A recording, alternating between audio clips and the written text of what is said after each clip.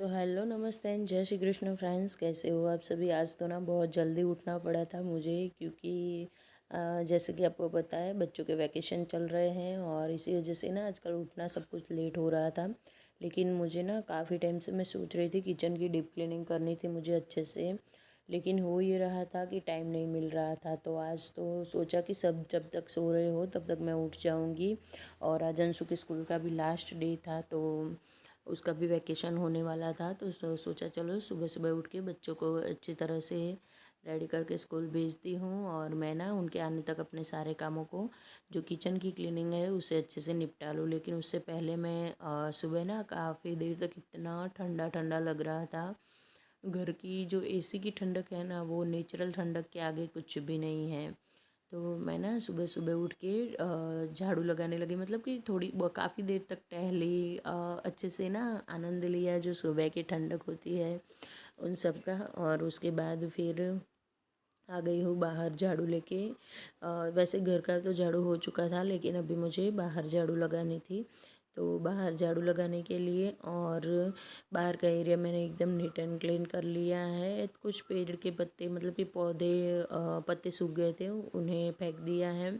अब अंशु को जाने का टाइम हो गया था, और उसके कपड़े प्रेस बिल्कुल नहीं हुए थे। और ऊपर से ना रात भर बाहर रहे थे, कपड़े घर में मैं नहीं लाई थी, सुखाने में कल लेट हो गया। तो उसकी यूनिफॉर्म ना बिल्कुल एकदम ठंडी ठंडी सी थी। तो उसने बोला मम्मी थोड़ी सी ना मुझे अच्छे से आयरन करके दे दो, ताकि मैं ना अच्छे से, मतलब कि यूनिफॉर्म को पहन पाऊँ। और अब बच्चे बड़े हो गए तो बिना आयरन के कपड़े पहन के नहीं जाते स्कूल। छोटे थे तब तो जैसे भी समझा दो, जो पहना हो वो पहन के चले जाते थे। तो बस यहाँ पे ना मैं फटाफट से अंशु की यूनिफॉर्म को आयरन कर रही हूँ। तो बस अंशु का यूनिफॉर्म आयरन हो चुका है, और वो लेने के लिए मेरे पास आकर खड़ा हुआ है। उसके बाद ना ये बाहर का जो एरिया है ये मुझे अच्छे से धोना था, वॉश करना था अच्छे से, क्योंकि होता है ना कि गर्मी जितनी है ना उतनी हवाएं भी तेज़ चलती है और दोपहर के टाइम पे। और इसी वजह से ना बहुत ज़्यादा धूल मिट्टी आ जाती है, इतनी ज़्यादा आती है ना कि मतलब कि रोज़ के रोज़ आप कितना भी झाड़ू लगा लो, कितना भी पोछा लगा लो, लेकिन बिना धोए ये क्लीन नहीं होता है। और ऊपर से ना कुत्ते के बच्चे आ जाते हैं यार, अपने बाल बाल सब कुछ बिखेर के चले जाते हैं। कभी कभार क्या करते, कभी क्या करते, इतना गंदा करके रख देते हैं कि ये ना एरिया मुझे धोना ही पड़ता है। वैसे है जब मुझे एक्स्ट्रा काम करने होते हैं, किचन की क्लीनिंग हो गई, ये हो गया वो, तो ना मैं ऐसे कामों को नहीं छेड़ती, क्योंकि इसमें ना बहुत मेहनत लगती है। आप देख सकते हो बाल्टी इतनी बड़ी सी ना मैं भर भर के लेकर आ रही हूँ। जिस जगह पे देखना होता है पानी को भी संभाल के यूज़ करना होता है, जैसे तैसे हम नहीं फेंक सकते हैं। तो इसीलिए ना थोड़ा, मतलब कि मेहनत वाला ये काम होता है तो थकान बहुत ज़्यादा होती है। अब उसके बाद घर में आ गई थी, युग उठ चुका था, तो उसके लिए मैं यहाँ पे चाय दूध बन चुका था जो उसको मैंने दे दिया था।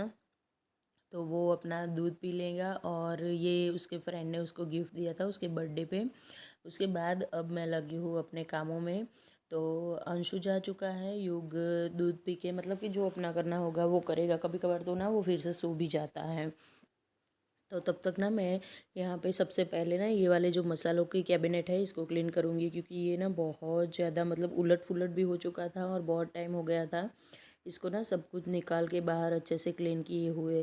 तो इसीलिए क्लीन करने से पहले सारी चीज़ों को निकालना तो पड़ेगा। और आप देख सकते हैं यहाँ पे कुछ ना गिर गिर गया था, तो इसलिए वो पहले मैंने पीछे बाहर निकाला। उसके बाद कॉलिन का स्प्रे किया। और फर्नीचर तो हमेशा अंदर से ज़्यादातर वाइट ही होते हैं, जैसे कि आप देख रहे हो।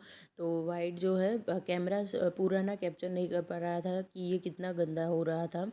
बहुत ज़्यादा गंदगी मच गई थी, और cleaning must must must needed थी। तो इसीलिए कॉलिन का स्प्रे, मतलब कि जो मैं होममेड बनाती हूँ वही ले लिया है, कपड़ा ले लिया है, और अच्छे से ना रगड़ के क्लीनिंग कर रही हूँ। और ये ना मेरे एक ट्राईपॉड का स्टैंड है, जिसको मैं हमेशा एक ना स्टेयर की तरह यूज़ करती हूँ अपने किचन के कैबिनेट में। तो ये जो ट्राईपॉड का स्टैंड है इसको मैंने पहले लगा लिया, और उसके ऊपर ना मैं जो छोटे जार है वो सारे रखती हूँ। और ऑलमोस्ट ना मैंने बहुत सारे प्लास्टिक यहाँ से ना कम कर दिया यूज़ करना, और प्लास्टिक जो इको फ्रेंडली होते हैं वही अच्छे वाले ही यूज़ कर रही हूँ मैं।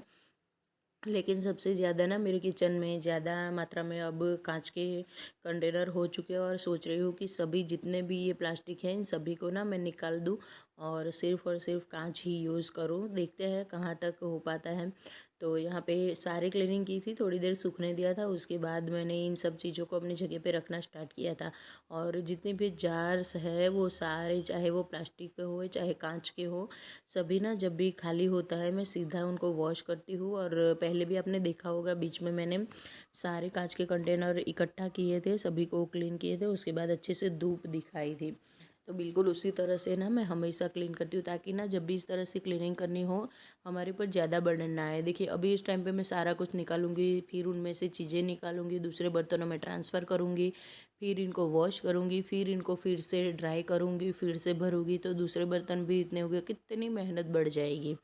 और आप देख सकते हो एक भी कंटेनर ना मेरा गंदा नहीं है, बिल्कुल साफ़ सुथरा ऐसे है कि मानो अभी मैंने वॉश करके रखे। और आज तो मतलब कि हवा इतनी तेज़ चल रही थी ना, अच्छी अच्छे से आप देख सकते हो मेरे ना कपड़े भी उड़ रहे हैं।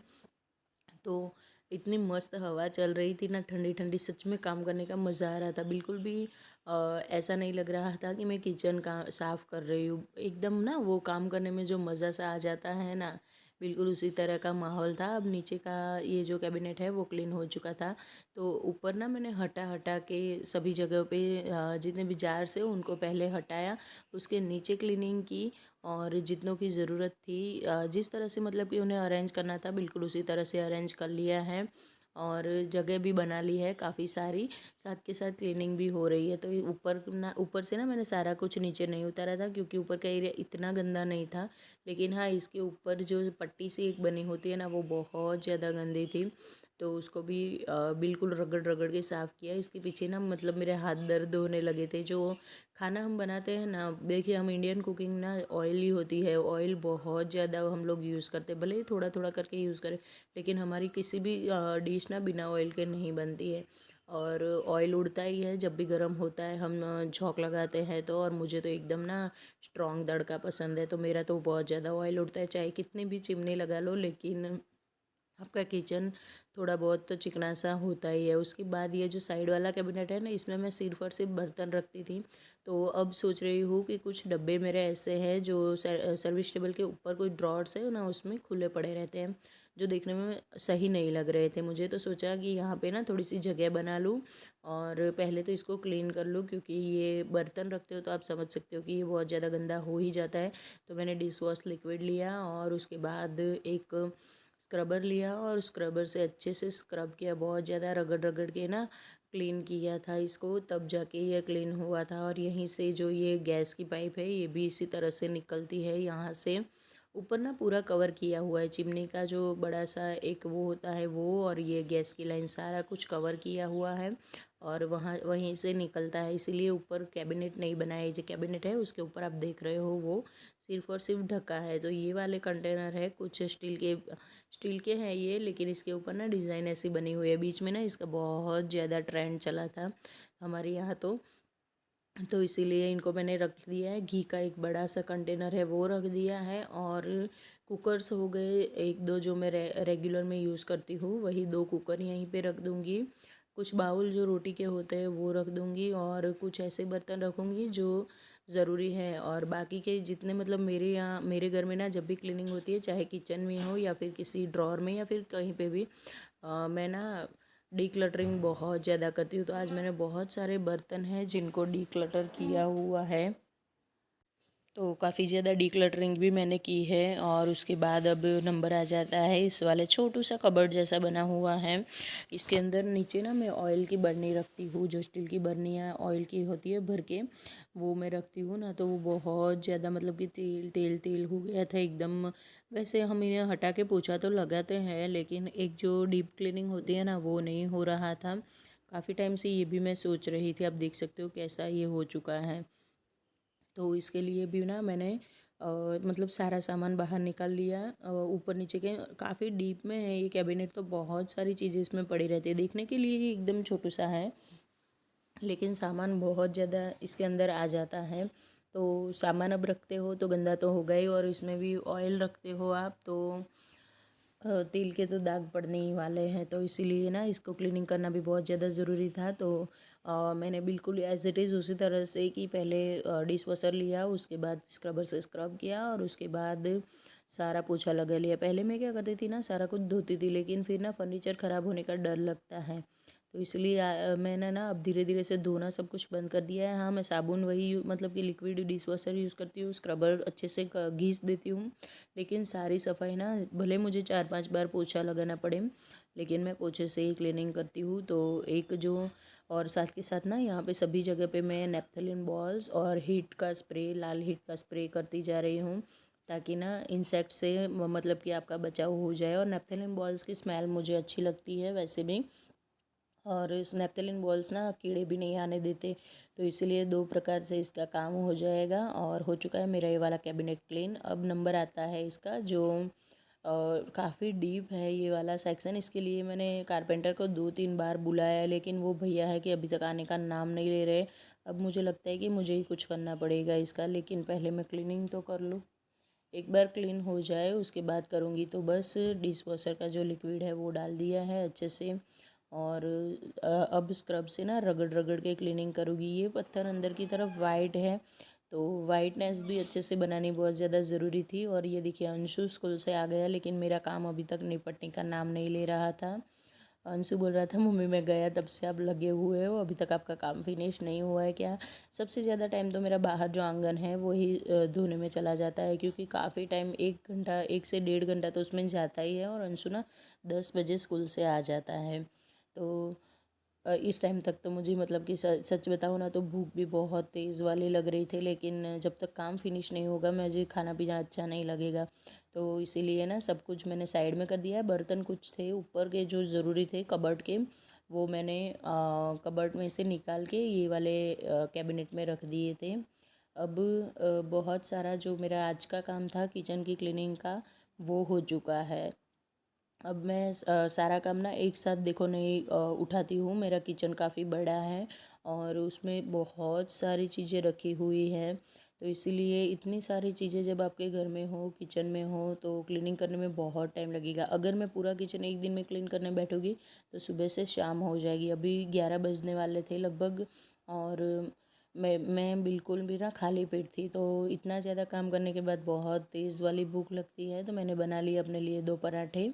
नॉर्मल से घी वाले जो घी में सेक लेते हैं वो, ये गूंदे का अचार मैंने बनाया था जो बहुत टेस्टी और मेरा बहुत ज़्यादा फेवरेट है। आप लोगों ने वो व्लॉग ना देखा हो तो ज़रूर देखें, बहुत अच्छा लगता है गूंदे का अचार। वो बना लिया, नाश्ता वास्ता कर लिया, थोड़ी देर रेस्ट कर लिया।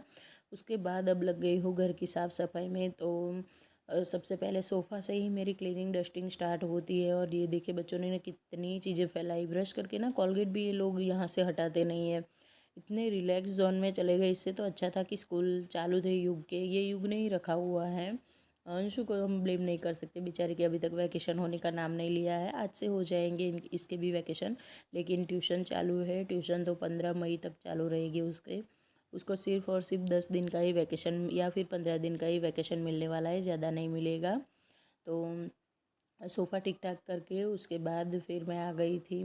यहाँ पे जो स्क्रबर थे बहुत गंदे हो गए थे और मुझे बर्तन वॉश करने थे इसी स्क्रबर से। तो मैंने पानी लिया, उसके अंदर डाला खाने का सोडा, नमक, विनेगर, और ये जितने भी गंदे हुए हैं मेरे 2 स्क्रबर जितने गंदे हुए इनकी सारी गंदगी ना ये अपने आप में ले लेगा। थोड़ी देर उबालूंगी और ये विनेगर डालूंगी गैस बंद करने के बाद, क्योंकि चालू में डालूंगी तो सारा कुछ उबल के बाहर आ जाएगा।